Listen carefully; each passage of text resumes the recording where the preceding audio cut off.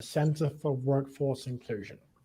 This is the start of a three-part trifecta series of interviews with leading figures from the business community, the advocacy community, and the political sphere on the history, the culture, and the accomplishments of the African American community in this country, but also at a time when there are so many unmet promises, unmet needs that the community continues to confront. At the Center for Workforce Inclusion, our core value is our closeness to the people and the communities that we serve. Our proximity allows us to interpret raw data through the experiences of those with whom we come into contact. Our proximity informs our response. Our proximity drives our solutions. For ZipRecruiter, Ian Siegel and his team are also the fortunate beneficiaries of proximity because they are bringing together the unique needs of companies seeking to find talent and workers seeking to find opportunities in the job market through the hiring process. There is nobody in this country better suited to respond to these questions I'm about to ask than Ian Siegel, founder and CEO of ZipRecruiter. Ian. Hi, Gary. How are you? I'm good. Looking forward to this. It's great to see you. It's funny, I read your book over the last few days, and I've read it a second time to prepare for this conversation. And what struck me before I went into all the different sections was your very first chapter. Accept the truth about bias.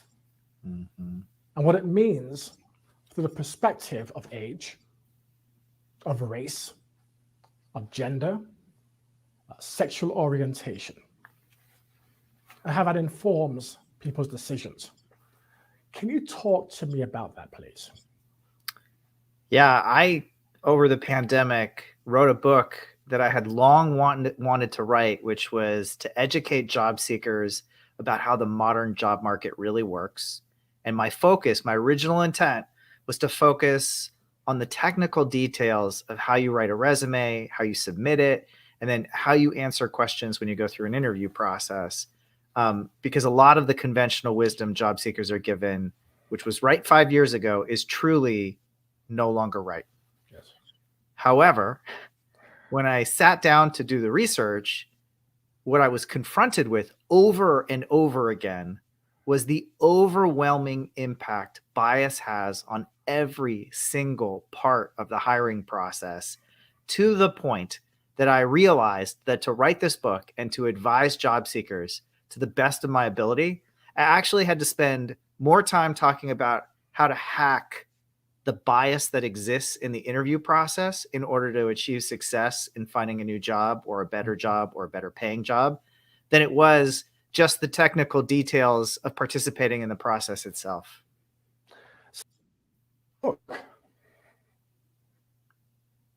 What drove you to that epiphany that, you know what, I've been in this business for 10 years.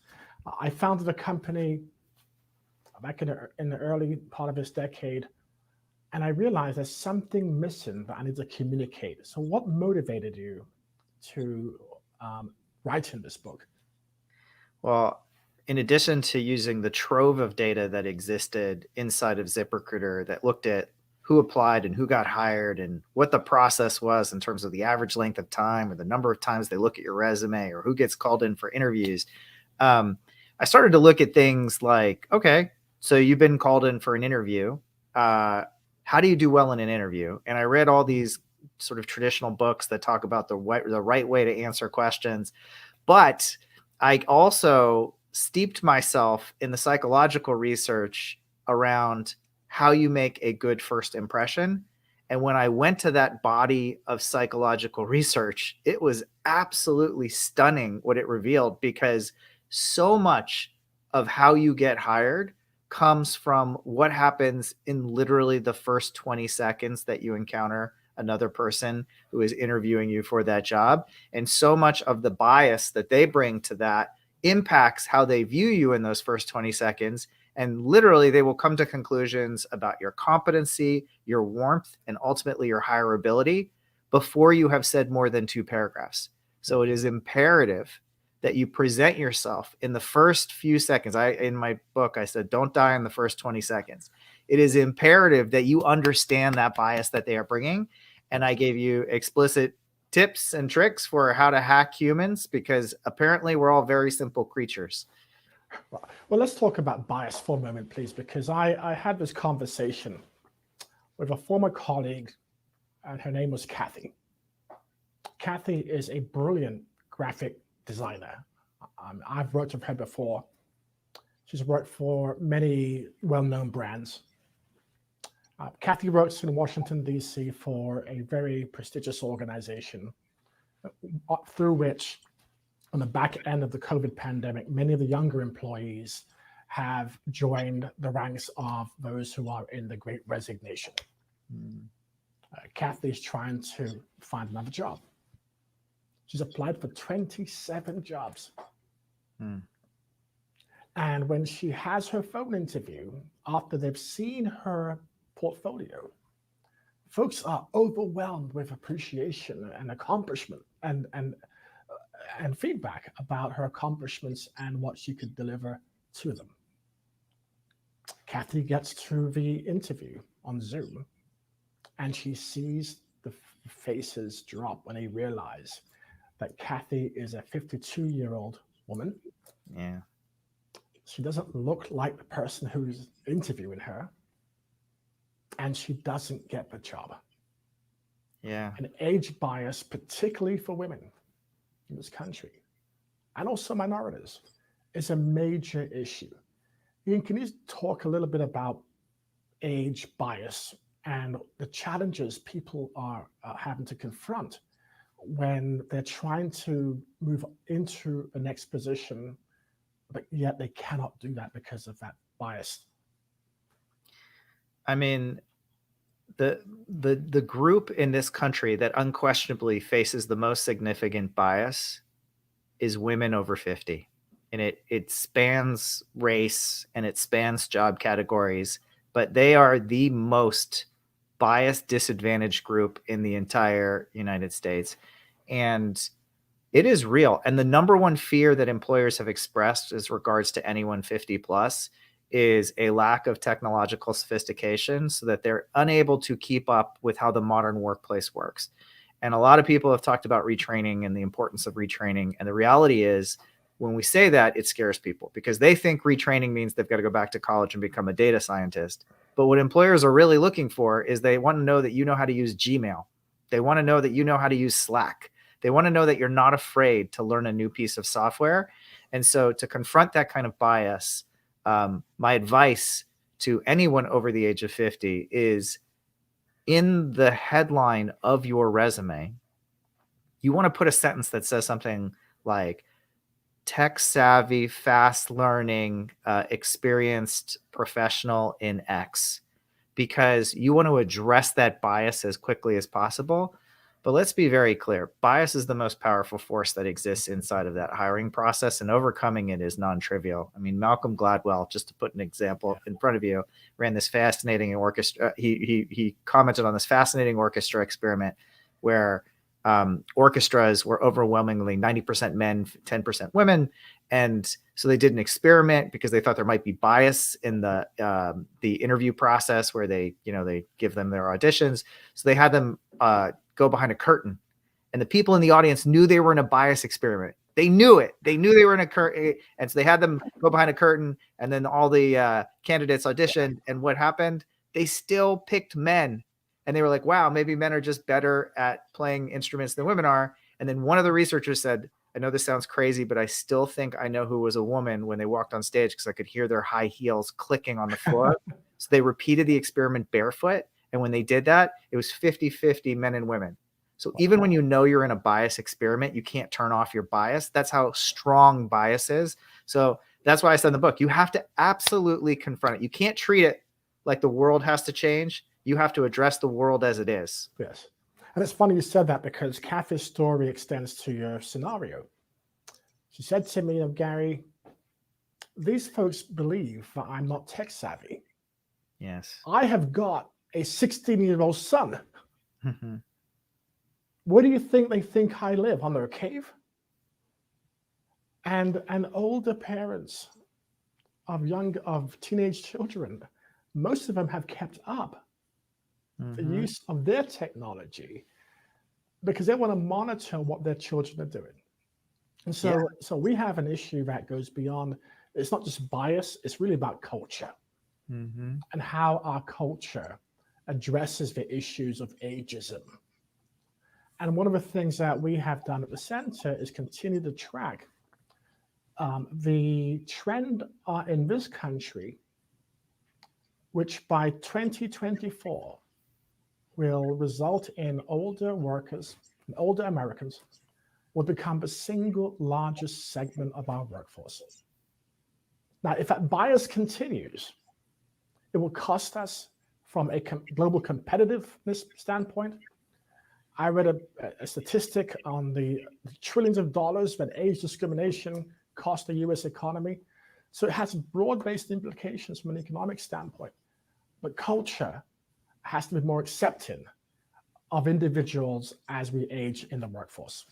I mean, the stats back up what you're saying 100%. There's 11 million open jobs in the country. Unemployment is below 4%. And yet we had 1.5 million older Americans who decided they were going to retire rather than try to re-enter the workforce post-COVID because it was too difficult for them to find work, or they didn't feel like they were safe when they went back to work. And that's a shame, because that is a cohort of the workforce that is some of the most experienced, most mature, most thoughtful. And we're missing those people in the workforce right now. We're missing them in management. We're missing them in roles of mentorship. And so we are going to suffer the cost of this, not right now, but we're going to be suffering it potentially for years. Yes. Now, let's go back to that a little bit, because I hit a point I want to hit on. So back in January, there were 10.6 million job openings against 5.6 million job seekers, with a labor force participation rate at the lowest recorded level at 61 million. Yesterday, ADP's job report revealed that private payroll fell by 301,000 people versus an estimated net growth of 200,000. Ian, what's going on here? It's the Great Resignation. Welcome to the future of work, where over half of the participating members in the workforce in a post-COVID world want a different type of work than the work they were doing pre-COVID. Yeah. And so for some of them, that means career change. For some of them, that means different expectations within the career that they have. The number one thing they want, of course, is the ability to work from home. A lot of people decided this grand social experiment that we all participated in was something that they enjoyed, and that it was a better quality of life, and it was better work-life balance, and they want to maintain it. Now, employers have been slow to catch up. So if you look at it, pre-COVID, less than 2% of jobs allowed any sort of work from home. That's right. And post-COVID, 20% of the postings on JobSeeker on ZipRecruiter now advertise some form of either hybrid or fully remote work. So that's a shocking change, but it's still not matching the appetite of the job-seeking population. And they are proving very choosy. And there's a really interesting dynamic that I want to highlight here, because everybody's talking about wage growth. Wage growth, because in response to the fact that they can't find talent to fill these jobs, whether they're entry level all the way through like highly skilled. And the reality is that wage growth is measured on an average. And so what's really happening is that some forward-thinking employers have started to not raise wages 10% or 15%, but are raising wages 50%, bringing up the average. And they are not having a problem hiring right now. They are the ones who are succeeding at the cost of all those people who are quitting are flocking to those jobs that are paying exorbitant increases in base rate. And so what we're seeing is this real sea change in the way that the average individual is compensated, and it's working its way through the system because you're going to be forced to price up to stay competitive. And so I think you're seeing employers struggle because job seekers have leverage right now, which they're exhibiting, but that over time, we're going to see more of a normalization, and we're going to get to a better equilibrium, a better status quo for job seekers and employers than we had pre-COVID. That's a great point. I want to talk about some of your experiences, because ZipRecruiter is a global company. You have offices in Europe, in Israel, and the US. So you're seeing workforce participation and workforce development and engagement practices vary across culture and countries. Yes. One of the things I've had to observe during the COVID lockdown is I had the luxury of time. Right? I'm working from home. I couldn't travel. Mm-hmm. So I'm watching BBC and Sky and all those other channels, CBC. I'm watching how these issues around the so-called lockdowns has affected how people view themselves and their governments, their society, and what kind of underlying changes they were signaling that they thought necessary in a post-COVID environment. In many countries, Ian, that compact between employer and their employees is fundamentally different than it is in this country. And yes, there have been examples of similar resignation surges in those countries, but it's not for the reasons we have here, right? And somehow the compact between labor and their employers around what people are prepared to accept has been fractured in this country as a consequence of the COVID pandemic. Now we move into this hybrid workforce. And in our building, we're talking to our landlord about scaling back our space. So now we have companies that are preparing for a workforce that will spend 1 day a week, if even that, in the office, right? So if you can visualize the future of work, right, and what it means for people to find employment where the skills may be different, where the expectations may be adapted, and where they're seeking a different kind of response for the employees on issues around benefits, issues around understanding, and the like. How do you visualize the future for people in a post-pandemic hybrid workforce? Well, you're going to see changes on both sides of the job market. And you're already seeing it with employers who are realizing that the reduction in available workforce is forcing them to change many aspects of how they run their business. And where that really plays out and impacts us as the customers of those businesses is in the level of service that we can expect, because they simply cannot staff enough to keep their business running at the same service levels that they had previously. But for job seekers, and really for the whole general workforce at large, I think this has been an awakening.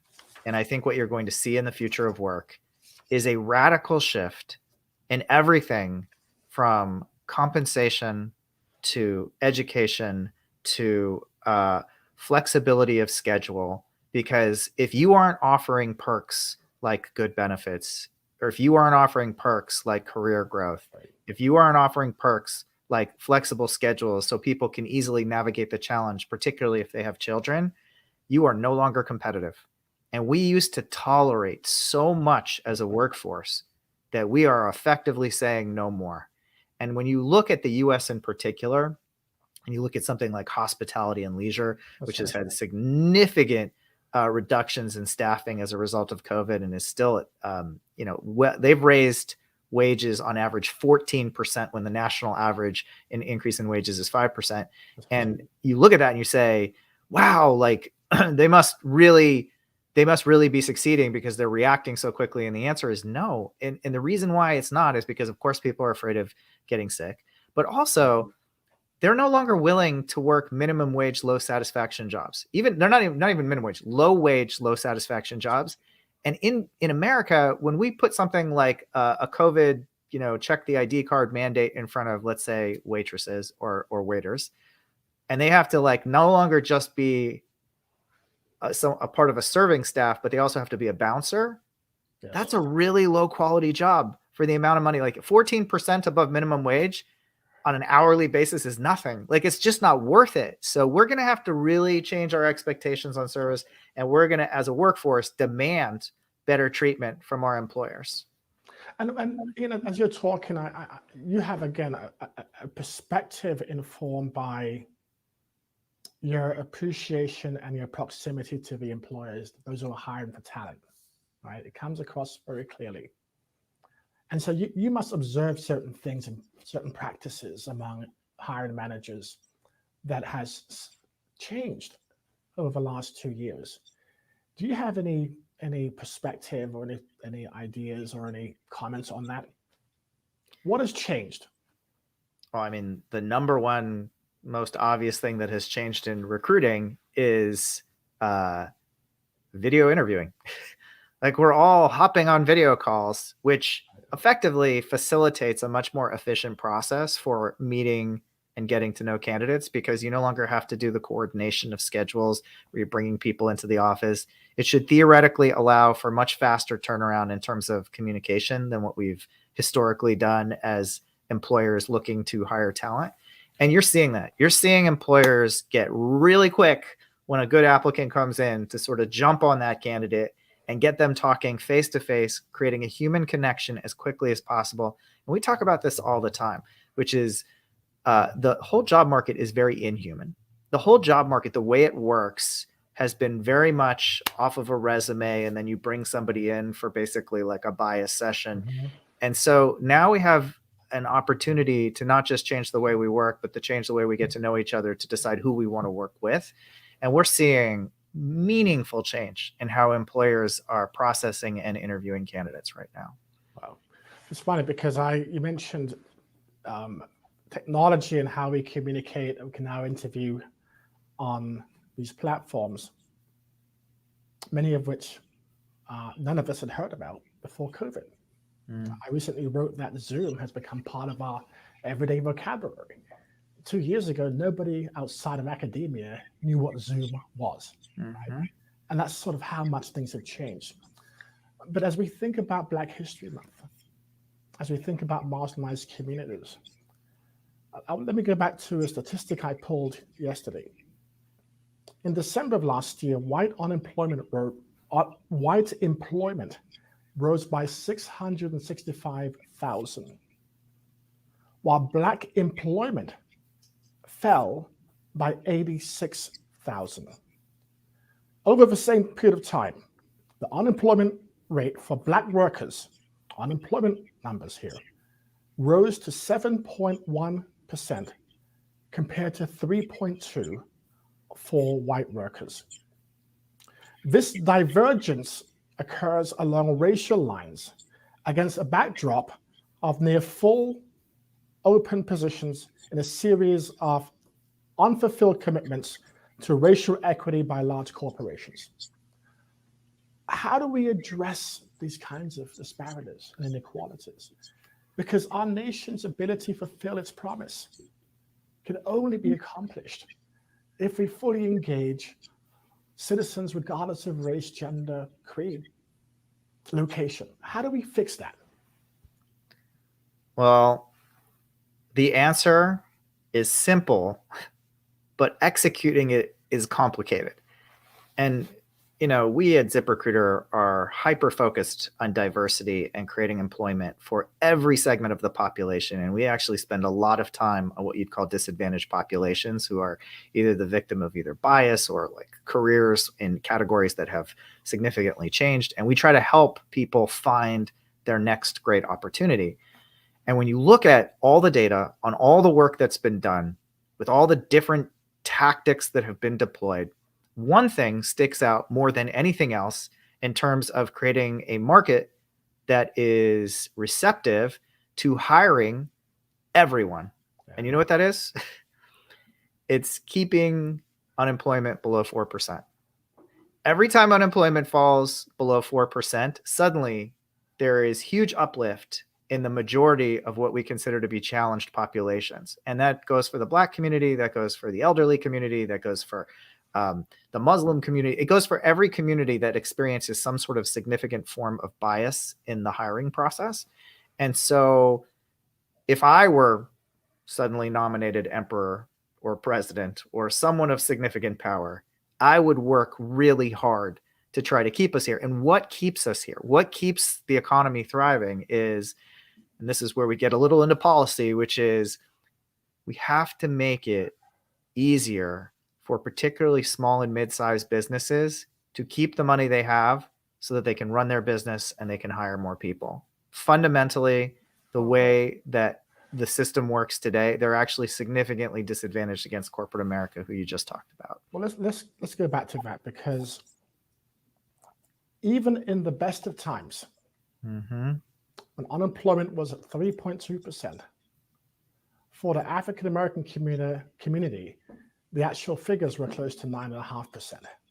Yeah. And the numbers were even greater for older 9/11 veterans.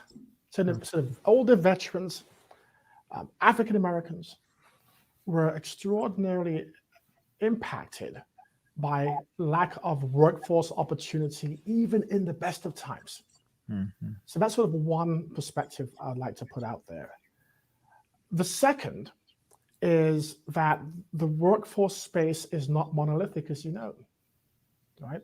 Opportunities are greater in metropolitan areas where there is a lot of investment, startups, private universities, major corporations, healthcare centers, than they are in rural communities. I travel to the South.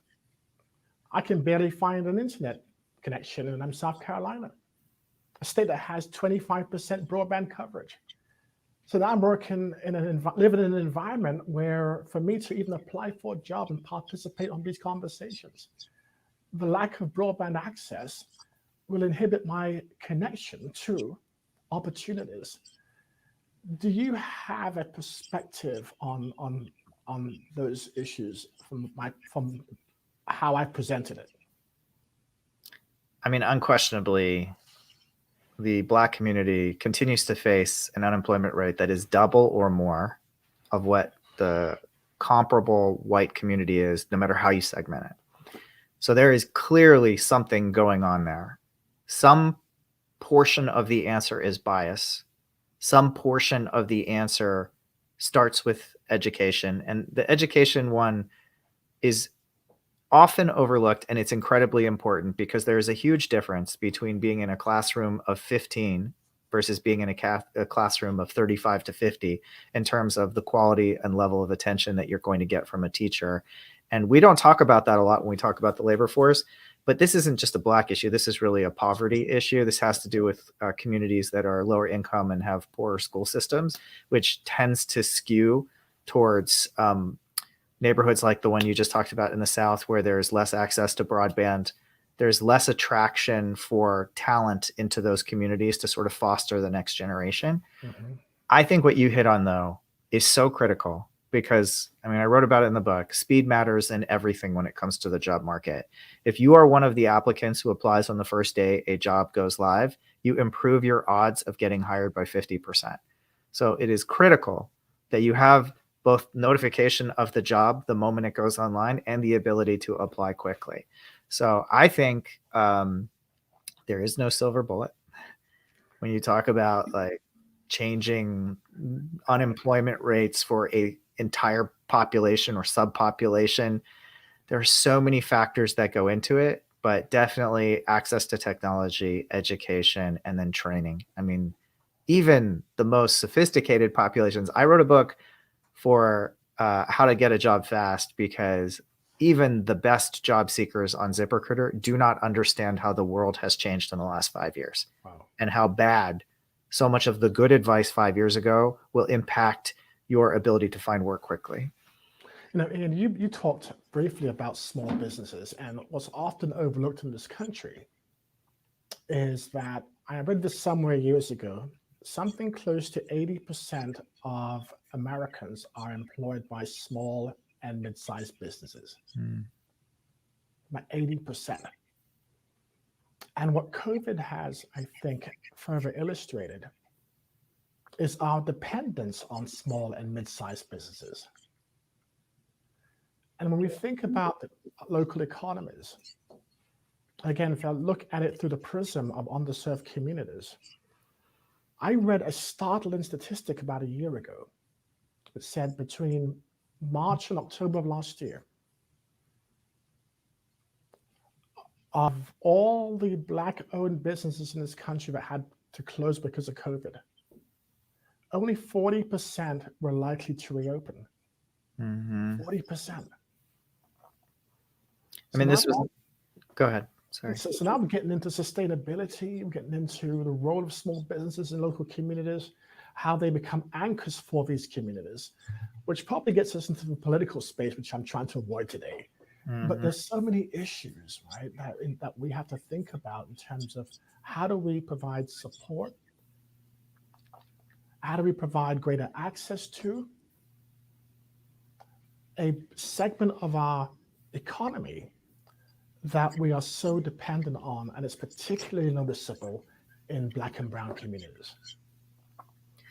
I mean, when you look at the distribution of PPP funds, so there was the stimulus that was given to businesses to help them stay solvent during the period when COVID first hit. There's such a disproportionate distribution to already successful, and I'll just say white-owned businesses, because it was truly the larger, more sophisticated businesses had the means to quickly interpret the process and participate in securing some of those funds for themselves. And, this was a real failure when we look at COVID's onset of state. It was an indictment of state governments across the country, because both the distribution of PPP funds and the distribution of unemployment money to individuals who were laid off or terminated or furloughed as a result of COVID, you saw countless stories of individuals who took months to get their first unemployment check, which is a tax that they'd been paying into for their entire career, and it was unjust. You saw countless businesses go out of businesses that were literally the target of and should have been an immediate beneficiary of the stimulus funds that were paid out. And so, I think one of the things that we learned during COVID is that our local governments aren't good enough, that they're not taking the responsibility of that social safety net seriously enough. Like they were given a test of their readiness, and they failed. So this is something that if we do not address, it's the foundation of keeping businesses like the ones you talked about solvent, and it's the foundation of keeping individuals who are hard hit by act of God crises like COVID solvent during a period of extreme uncertainty. It's funny because extreme uncertainty is a profound statement, because I've often opined that one of the lessons of COVID-19 and the pandemic was we did not have a resilient workforce that could be sustained through a global pandemic. That if you look at Singapore, it's my favorite soapbox here, they invest 1% of GDP on workforce training. Their economy didn't shut down, and they maintained full employment. Germany, massive ongoing retraining policies and programs. They invest 50% of GDP on workforce training. The unemployment levels barely moved. The Brits had the same thing because they have a social safety net that kept people secured their health care, but also the government helped a bit to provide subsidy. We're the only country that was forced to shut down completely and then furlough and then lay people off. We're the only country that experienced and massive amounts of federal dollars pumped into the economy to keep people afloat. We are a nonpartisan organization. We're the 501c3, but we have to acknowledge where our fundamental weaknesses are from a social policy perspective and how that then informs economic outcomes. Have you seen similar kinds of observations from your presence as a global company? Yeah, I mean, we talk to businesses of every size, businesses with 250,000 employees down to businesses with 2 employees. And there is confusion. There is anxiety. I think even the most responsible business that was run by the best management team was taken by surprise by what happened during COVID. And what they found themselves responsible for was not just keeping themselves solvent, but taking care of their employees, because the safety net effectively was not there, nor was the off-ramp initially to get employees into a position where they were financially stable enough to weather the long, unexpected run of COVID. And similarly, there was not an on-ramp to bring them back, so that a lot of businesses, there was a lot of complicated, confusing advice. There was a lot of disagreement publicly from political figures and our doctors about what the right approach was, which left businesses effectively implementing policy. So it was up to businesses whether they were going to have people in the office. It was up to businesses whether they were going to have mask mandates. It was up to businesses whether or not they were going to reduce the number of hours that people worked or not. So I think it is a moment of hopefully reflection for the United States. I will also say it's not all bad news. While imperfect, the CARES Act did many, many good things, and it was at least a bold attempt to try and take some measures to address the financial uncertainty that got created for both sides of the job market. That's a good point, because when I was asked to recently write a year-end piece for publication, I looked at some labor statistics in Denver, Colorado. Mm-hmm. Looked at 20 occupational categories. The top 12 categories required high levels of technological proficiency, mm-hmm. healthcare, management, the like. Those 12 occupations had minimal African American and minority workforce participation. In the bottom 10 categories, retail, manufacturing, maintenance, the frontline positions we all know about, we had a highly concentrated minority and older workforce. Mm-hmm. In the bottom 10 occupations, those jobs are disappearing. Yeah. In the top 10, we're seeing job growth. How can we prepare people, older Americans, women, those returning to the workforce, for jobs that will require a higher level of skills, mm-hmm. on which, if they had those skills, they would hopefully become more competitive in acquiring jobs that are somewhat different? How do we do that? That is a great question. And I would like to say that in those top 10 categories, the quantum of employment is much lower than it is in the bottom 10. The bottom 10 are probably an order of magnitude more job opportunities. But if you want to get into those top 10, and really don't think of it, I think of it as a top 100. There's 100 categories that create really quality middle-class income and quality lifestyle opportunities. A lot of people think I got to go get a computer science degree. I got to be a software engineer. I got to be a data scientist. That's just fundamentally not true. We live in an age of what's called new collar jobs. So it's not blue collar, it's not white collar, it's new collar. New collar means you know one thing. Employers have become incredibly good at identifying the single skill that is the most necessary thing to be good at whatever the role is that they have. And often that skill manifests itself in a single piece of software. So that software can be AutoCAD. That software can be Pro Tools. You don't need to be a technologist to learn the software. You need to have the patience to go through basically a 3 to 6 week training course.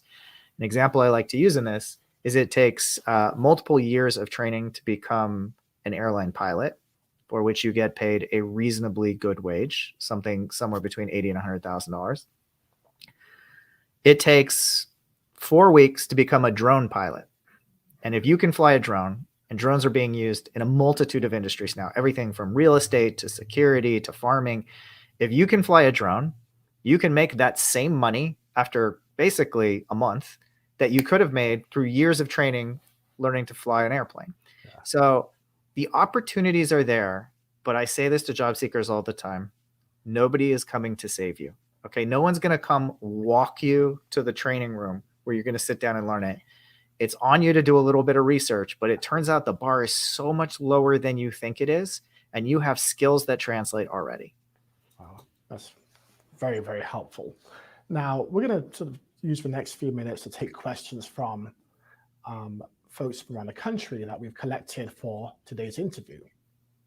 But Ian, I've followed you for quite a long time. I followed your company for quite some time. I've seen the journey you've taken. I saw the lead up to COVID-19, to the COVID pandemic. I saw you go through going public. And all those things that you have experienced in the last 10 years must have had a profound impact on you about what you've learned about yourself, how those things have informed your leadership, how those things have informed your relationship to your employees, right?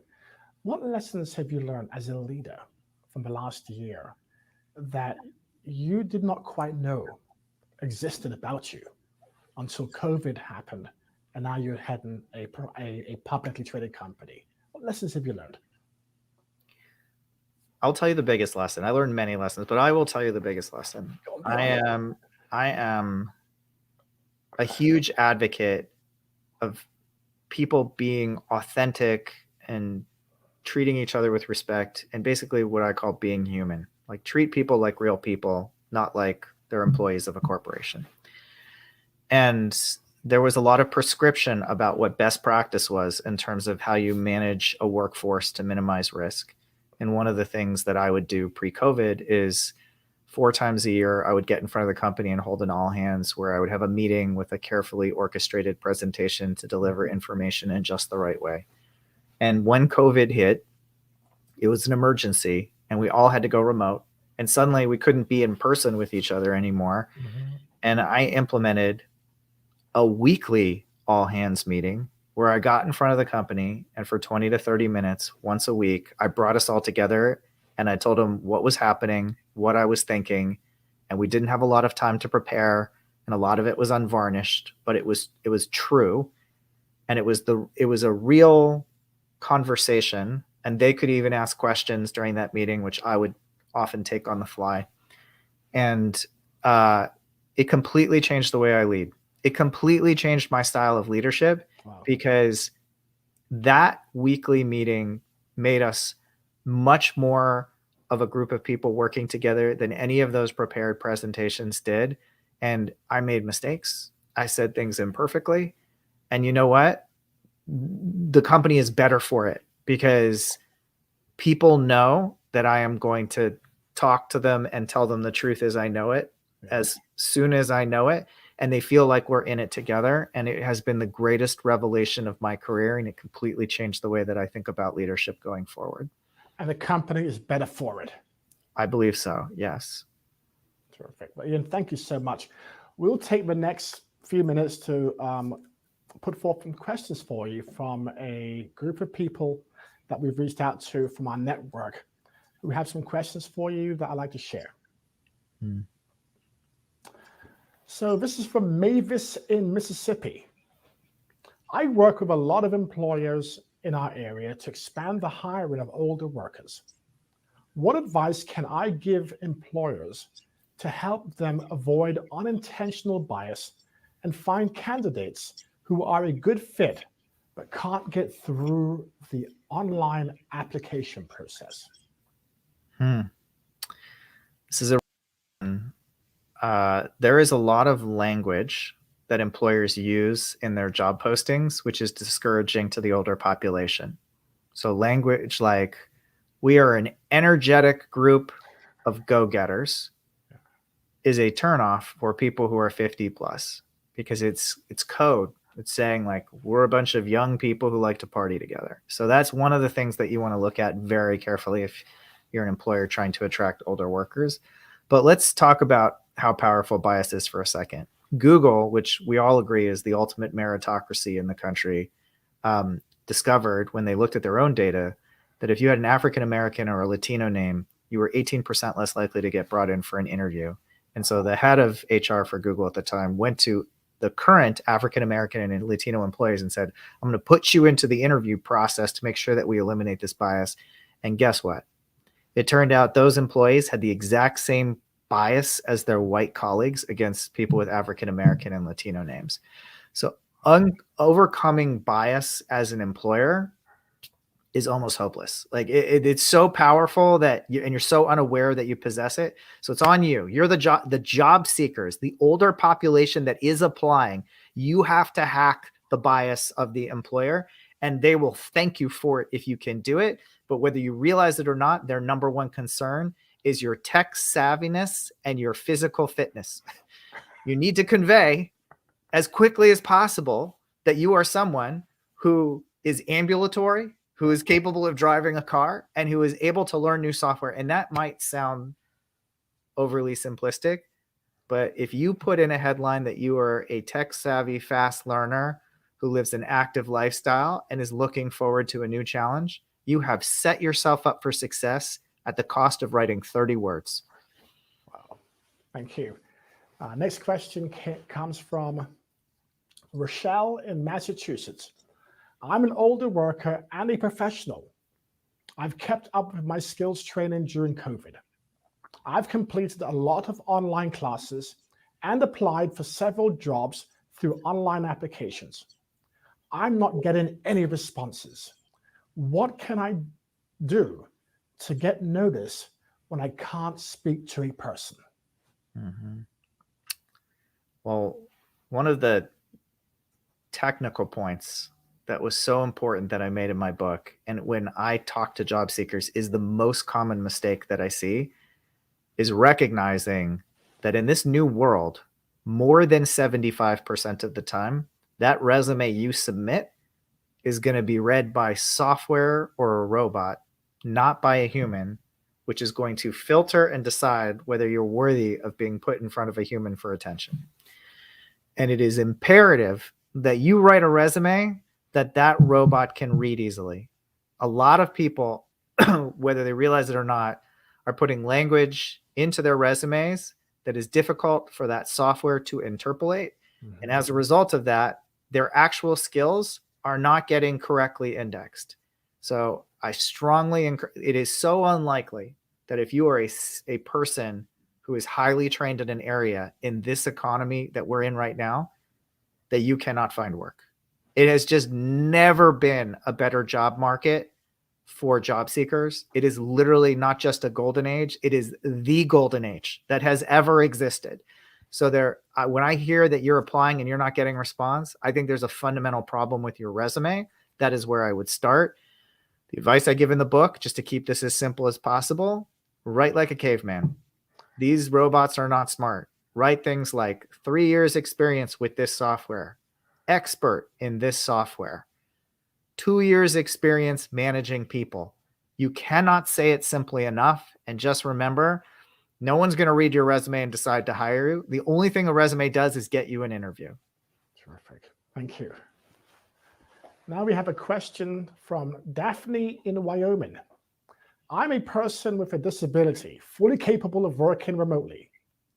What trends does ZipRecruiter see in terms of accessibility and remote work options so I can continue to work from home once the pandemic is over?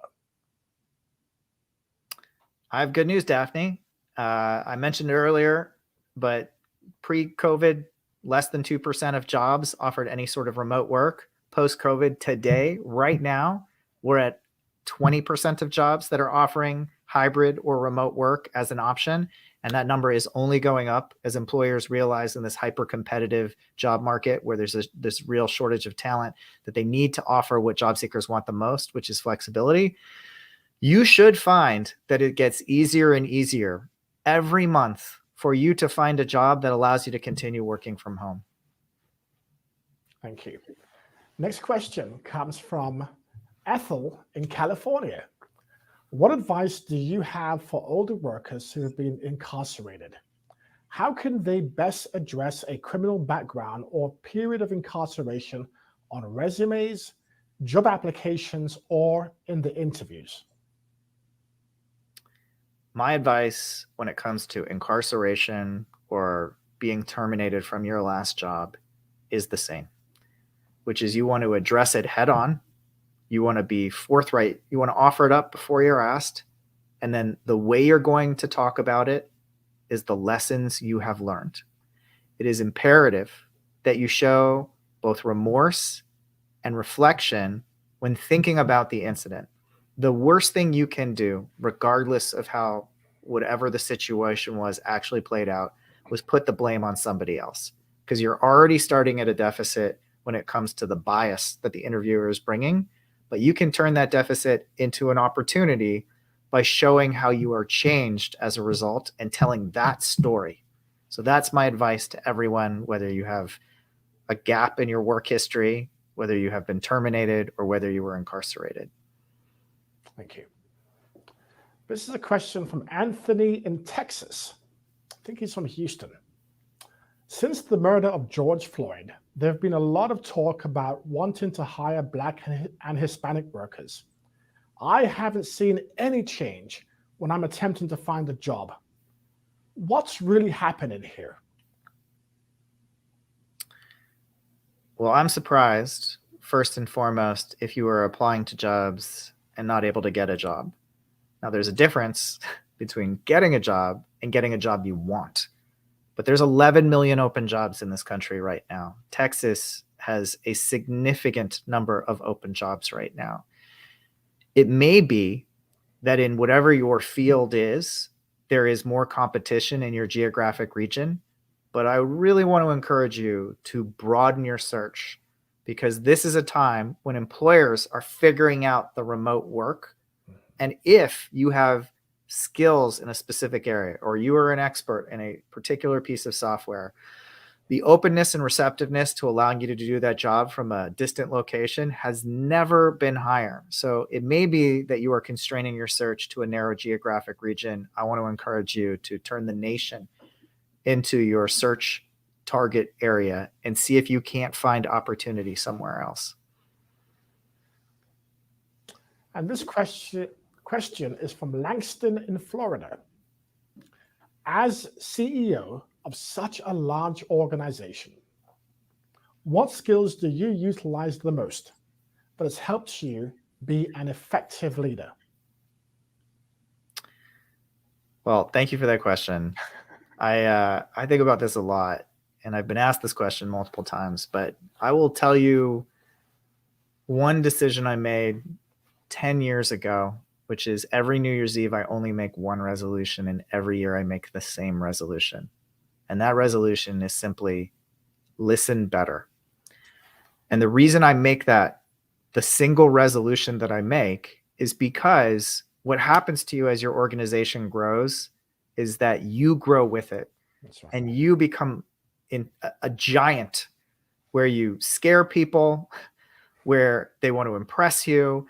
And what happens is it's no longer human, which I talk about a lot. And what I do by listening is I allow people to fully express themselves. And I force myself in many cases, because I think I know where they're going, to hear them all the way out and then think about what they have said before I respond to them. Mm-hmm. Listening is such an undervalued skill, and I believe it's a superpower that most people would do well to nurture, because you would be stunned by the impact you have in your relationships with your employees and with your customers and now with my investors simply through the act of focused, conscious listening. Okay. Next question comes from Angel in Alabama, or Angel. Angel, probably. I see help wanted signs all over town, and I hear about how businesses can't find workers. When I try to apply, I feel they don't want me. They only want younger workers. I'm ready to work. How do I get them to want me? Well, not sure what the specific details are of the kind of work you're looking for, but I will tell you a universal truth, Angel, and that is people are incredibly biased to like people who like them first. So if you are going in for a job application and it's actually a help wanted sign where you're handing your resume over a counter or you're talking to another human being, here is the sentence I want you to use. I call this the magic sentence. Are you ready? I want you to say, I'm so excited to see that help wanted sign in your window. I love this place, or I love some product that you have, or I love this location because it's so great for me. I want you to go in there with enthusiasm. I want you to geek out in front of them and feel dorky in how much you are expressing how much you like them before they have said a word to you. This is incredibly powerful. It's the second most powerful thing you can do in any job search process is express enthusiasm because it's so attractive to people. The first, and you're going to use this in the interview, is get them talking about themselves. If you can get your interviewer to talk about themselves by saying something like, oh my God, I read your Glassdoor reviews online and it seems like such a great place to work. How does this culture exist? Once they start talking, it triggers the same part of their brain when they're talking about themselves as sex and chocolate. That's where you want to be in the interview process. That's why you want to get them talking about themselves. Well, we've run out of time. We've got like a couple of minutes left, and I've been thinking about this conversation and the journey we've taken today.